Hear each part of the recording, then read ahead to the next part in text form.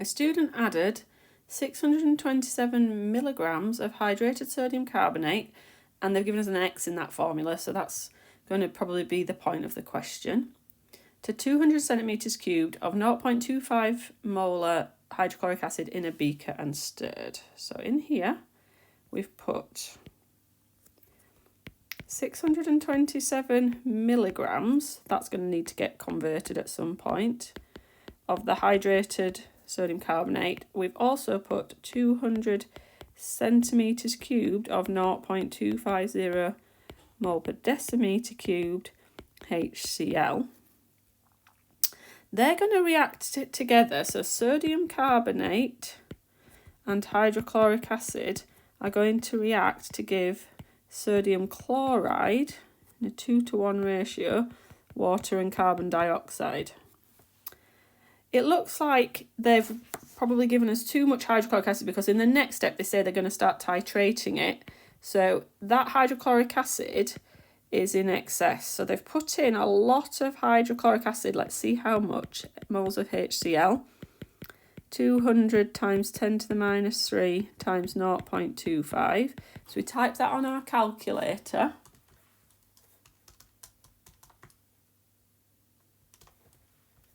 We're getting 0.05 moles of HCl. So the whole of this container had so the whole of this 0.05 moles. Some of it is going to be used up by the sodium carbonate, and what we're going to find out is how much was left by seeing how much it took to, in a titration, get rid of it. So they moved it into a flask and they made it up to, if we look back at the question, 250 centimetres cubed. And this is going to be the HCl that is kind of this portion, this red bit. This is going to be this HCl in here. They then took 25 centimetre cubed sample out of that, put it in a conical flask. So again, this is still HCl, and they titrated it with sodium hydroxide, 26.6 centimetres cubed, 0.150 moles per decimetre cubed, NaOH. So the moles of NaOH, 26.60 times 10 to the minus 3 times 0.15.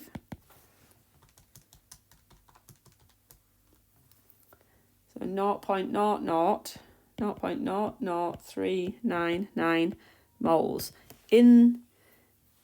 out of the burette. Now, what we know is that sodium hydroxide and hydrochloric acid react in a 1-to-1 ratio.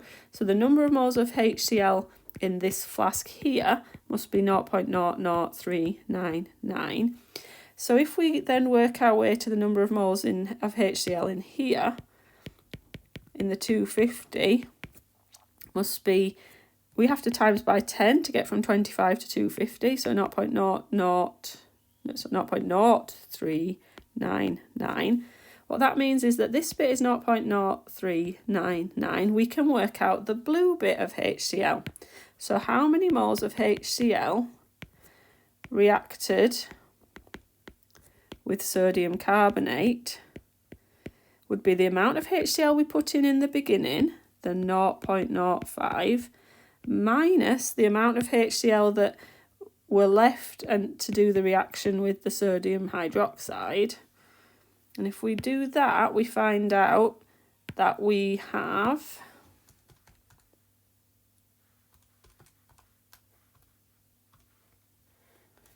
0.0101